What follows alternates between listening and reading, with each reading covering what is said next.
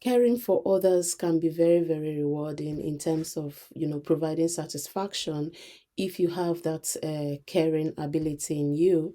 However, it's not for everyone. Let's not deceive ourselves. It's actually not for everyone.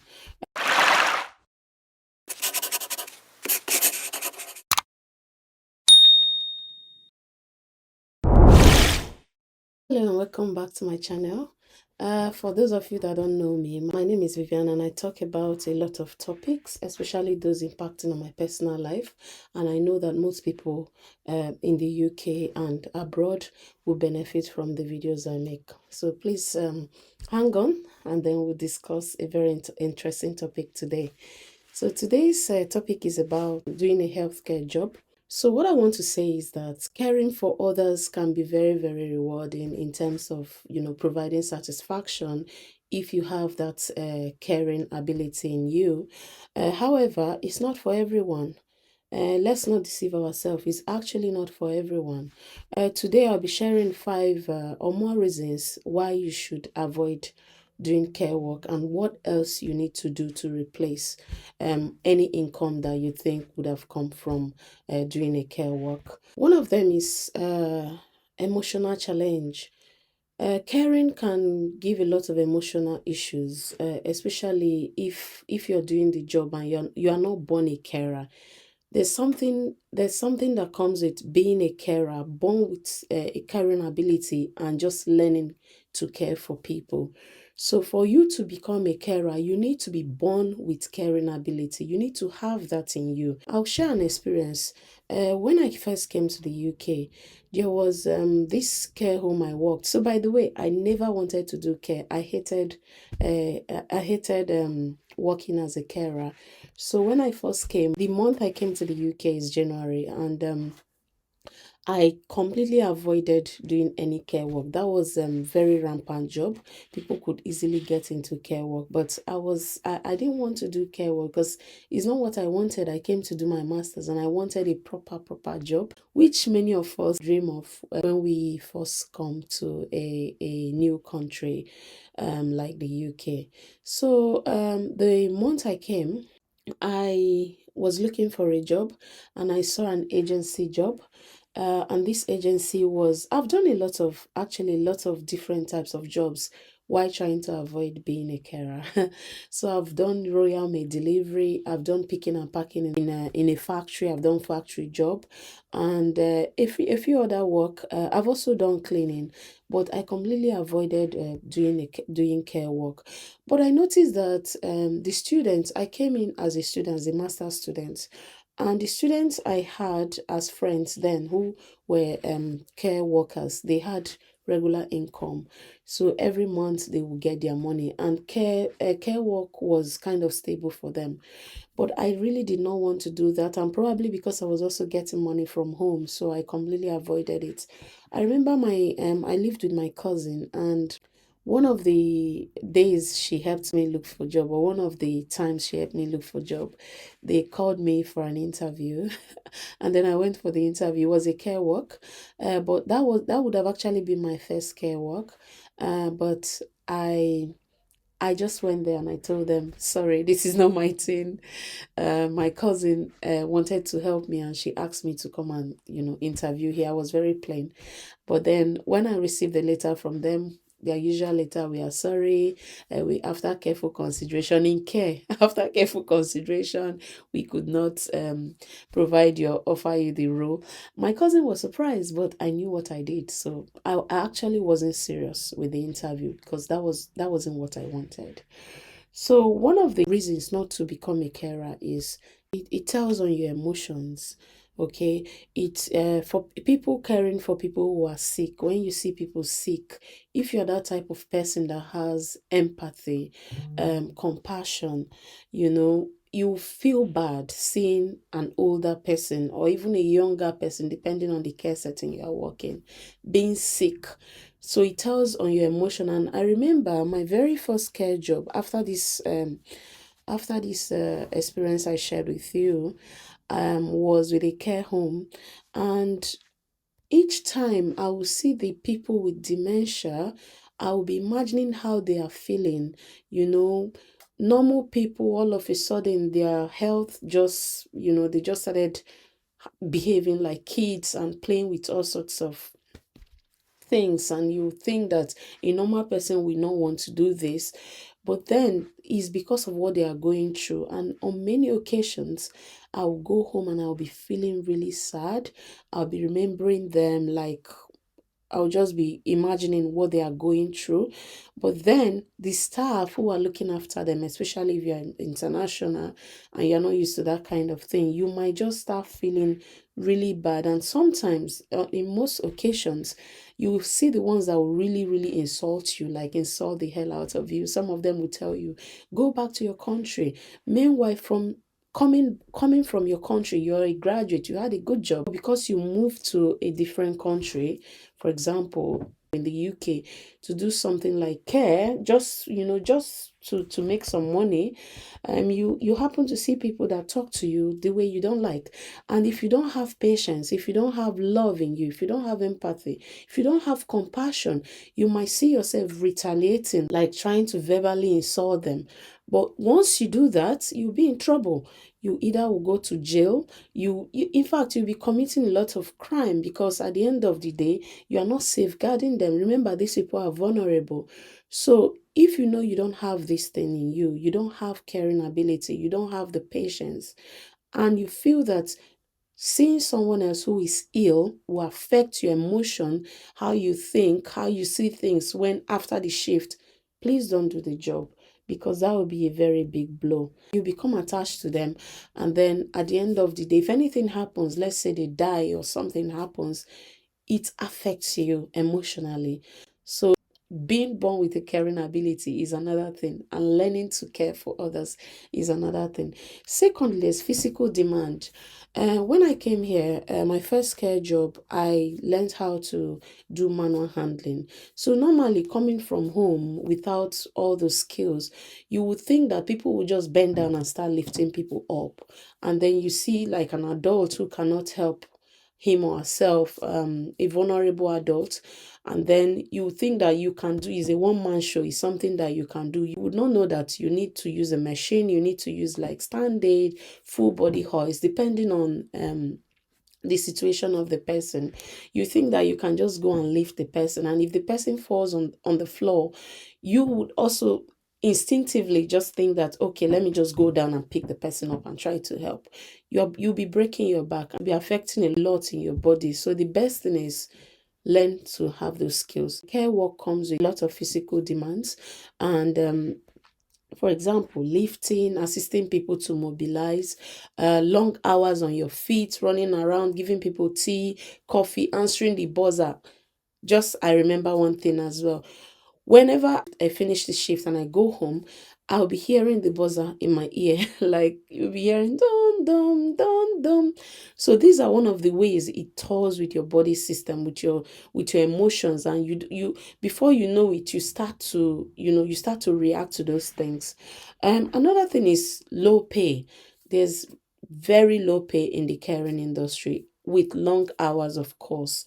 Although some people, especially those that are settled, can decide to do shorter hours, but for us who are coming to, do the job, to pay for our school fees or our rent or whatever, you end up doing like long hours, especially during holidays, like when you're allowed to work over 20 hours a week as one on a student visa. So care work can be really undervalued, with many carers working long hours just to cover up.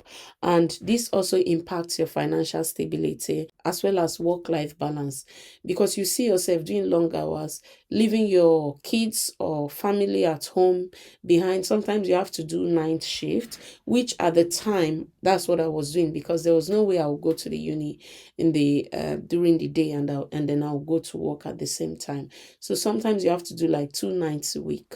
So that is another thing. And then there's something called lack of recognition and support. You hardly find very little support or very little recognition in the care, as a carer. Let me not say in the care industry, because of course caring profession has different levels. So you hardly be recognized no matter how you try hard. You can hardly be rewarded based on the effort you put on the job. So that's another thing. So the reality of feeling unappreciated can also really, really tell on you, both by the employers and as well as the people who you care for. Sometimes the people might just insult you, and where you're coming from, you've had a good job, people working under you. When you start working in the caring industry, you see the opposite. So if you don't have the patience, you might end up feeling really depressed and really, really bad about it. Emotional rewards of helping others don't always compensate for the lack of recognition. So the best thing is be patient, have compassion, and think about the next step. If you don't want to be a carer for a very long time, just start mapping out your future plans. Just put a stop to it at some point. But you cannot just completely do that. You need to be able to plan ahead. You need to have a plan B. If at this point I'm still here, I need to be able to move to this point. So you need to be able to have a plan B. Also, it might have impact on your personal life. For example, caregiving can affect family time, your social life, you hardly go out, or even personal well-being. Back in the day when I used to work in one of the care homes, they gave this lady from Philippines a sponsorship visa, and the husband, who was a dependent, was also working on the care home. Imagine, the lady was doing nights. She's a nurse back home, but because she wasn't qualified yet, she became a senior carer. The lady was doing night shifts and the husband was doing days, and they were finding it difficult to conceive. Most of the time she was doing 6 7 nights a week, and the husband was doing 5 6 nights. So what time do they have to stay together? It's something I find really strange. So I wouldn't want like husband and wife to be doing the same thing, especially in the same setting, the same home, where both of you will have to use that home as a place of solace or something. So being emotionally and physically drained often leaves little energy for any other thing. So the best thing is, try not to do a lot of shifts or look out for other options, and just do the care work for the smallest time you can. Let me not just talk about all the negative sides, okay? A care work can be fulfilling for those who are passionate about it and also those who are prepared to take the challenge. What I find is that most immigrants end up becoming nurses after care work, or becoming even medical doctors. So if you are considering becoming a carer, you should be ready for both the rewards that come with being a carer and the sacrifices as well that come with it. You need to be able to understand the impacts on your emotions, on your finances, your physical health, and a lot more things. Now, I'll give you an example. While I was talking about that if you're not born a carer, you are trying to learn the caring skills, it might be difficult. Some people just come to life as carers, okay? They, no matter what they do to them, they don't take offense. So, in one of the homes that I worked, there was a BBC Panorama report. BBC Panorama is like, kind of a whistleblowing kind of thing, where people will just, go on and report something about a home that has to do with safeguarding, and then they come to the home. They might just gain employment, employ their staff, and then they watch over what is happening. They might plant a camera or things like that. So in this home, what the person one of the people that I know that worked in the home ended up going to jail, because obviously there was a vulnerable adult.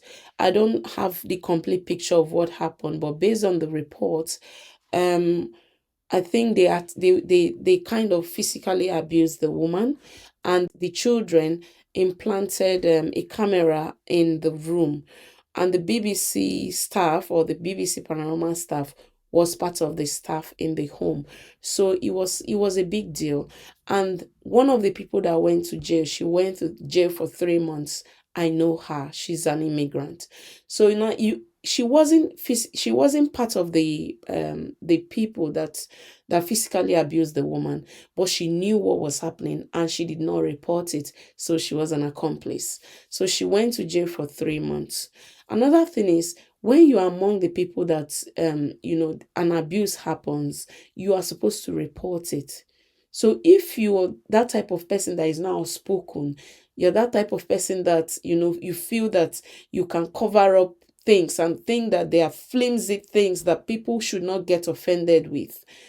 This is the UK. Okay, things that we think that people should not get offended with, easy things. It might be verbal abuse, it might be physical abuse, it might just be tap on somebody. These are things that um these are issues that are being discussed every day in the country, and they are issues that send people to jail. So if you know that you are not that type of person, you don't have the ability to speak up when you see something bad, please do not go into the care profession. If you know that you don't have patience, you cannot treat people the same way you would want to be treated, do not go into the caring profession. If you know that you do not have empathy, you cannot see others as yourself, you cannot see vulnerable adults no matter what they do, and know that these people are vulnerable, they are not acting in their normal capacity, they are acting strange because of what they are going through. If you cannot come to that realization, don't go into the caring profession, because you end up putting yourself in trouble, putting your family into trouble, going to jail. So please do not do that. So these are my advice today. By the way, if you have not liked, commented, or shared this video, please do, as this will help me make more videos like this. So in as much as you want to make money, in as much as you want to do care job, please be mindful of these things I've talked about. Also, apart from care, there are so many jobs you can do. Okay, there are so many jobs. Back in the day when I first came to the UK, a lot of people were going into the caring profession. These days, people can become support workers, although some people class them as care. You can work in the social care setting, not necessarily healthcare, like people that have drug abuse, people with mental problem, non-CQC settings. So CQC is Care Quality Commission. They are in charge of commissioning and managing, making sure that all the care settings are of standard. So there are some sectors like social care sectors, especially over 18s, that are non-CQC settings. So you might be able to work in those settings. You don't need to physically touch people. You don't need to do any personal care. Maybe like homeless hostel. All you do is you go in there, you check the camera, make sure that people come in when they are supposed to come in, especially those that have issues with the police, where the police will say, okay, they have to come in at a certain time, they have to be around at a certain time. So that's your job. You don't really need to go to their room, because that's where all these issues come from. You don't need to do any personal care. You have very, very minimal interactions. All you do is you just watch the camera. So you might do things like that. You might as well work in the factory if it's your thing, but factory works are actually hard. So you might decide to work in the factory doing things like picking and packing. You might be a cleaner, you might work in the restaurants if you want. There are other jobs as well. You can volunteer to do like work in the hospital, not necessarily caring for people. You can do like domestic, putting things in order in the hospital and taking care of inventory and things like that, and not necessarily having one-to-one contact with people.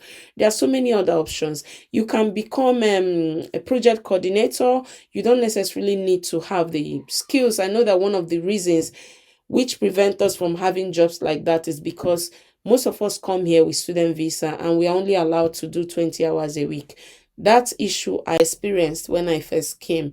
I would have jobs like teaching, project management, things like that. But once they see your visa, they'll say, oh no, we want somebody that can commit like longer hours for us instead of 20 hours a week. Currently, I'm not just going to talk about people that have student visa. I'm also going to talk about dependents. For dependents who are going into care, you don't necessarily have to be a carer if you don't want to. Okay, there are so many opportunities. Where I currently teach, I have associate lecturers that never went to uni. They don't have any degree here in the country, but they had degree in their country. So when they come in as dependents, they can then go on to have like associate lecturer roles. And of course, they will earn very good amounts of money. I currently know two that I work with. They never went to uni here, but they are associate lecturers. One of them joined last year as an associate lecturer, and now he's a full-time permanent lecturer. So yeah, you can go into things like that. You don't necessarily have to be a carer, and you don't need to transition to nursing from care if caring is not in you. Okay, if you don't have the ability, the capacity, that caring skills, if you don't have it in you, don't just say, oh, because there are jobs, this is what people are doing without. But don't get yourself into trouble. We know that there are jobs. You don't necessarily need to look for a job. However, look at the risks involved if you get in trouble. So these are the things you should consider. We know that people don't get to look for job for long.